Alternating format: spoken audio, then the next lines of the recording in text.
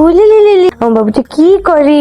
ও কি বাচ্চা, তুমি জানো আমি তোমাকে সব সময় আমার বুকে আগলে রাখবো। বাবু কি করে? ওকে নিয়ে তোমাদের আর ভাবতে হবে না। এটা তো জানি, আলা তো মায়ের মতো, তুই তো ওর ছোট মা। এখন থেকে ওর সব দায়িত্ব আমার। এই দায়িত্বটাই পাকাপোক্ত ভাবে তোরে দিতে চাই। পাকা পোক্ত ভাবে মানে? শোন, আমরা তোর বিয়ার সিদ্ধান্ত নিচ্ছি। কার সাথে? জামাইয়ের সাথে।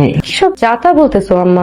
যাতা না মা, বিয়ের সিদ্ধান্ত এখনই নিতে হইব। এই ব্যাপারে আমরা পাকা কথা দিয়েও ফেলছি। দেখো মা, জীবনটা আমার জীবন নিয়ে কোনো সিদ্ধান্ত নেওয়ার আগে, পাকা কথা বলার আগে তোমাদের কি একটাবার উচিত ছিল না আমার কোনো মতামত আছে কিনা, আমি কি চাই সেটা জানার? আমারও তো আমার নিজের জীবন নিয়ে কোনো পরিকল্পনা থাকতে পারে, মতামত থাকতে পারে। আমার পছন্দ আছে। পছন্দ আছে মানে? কারে পছন্দ করো? স্টিফানকে এক ছেলে অনেক। সে তো সবে পাস করছে, এখন তো কিছু করে না। সে যাই হোক, তারে আমরা মাইনে নিতে পারবো না। আর এই বিয়ের সিদ্ধান্ত তোমার জন্য না, বাবুটার কথা চিন্তা করে সিদ্ধান্তটা নাও। শোনো, কিছু সিদ্ধান্ত বৃহত্তর স্বার্থে নিতে হয়। তোমার সিদ্ধান্তের উপর তোমার বোনের সন্তানের জীবন নির্ভর করতেছে। স্বার্থপরের মতো নিজের কথা না ভাই, শিশুটার কথা ভাব।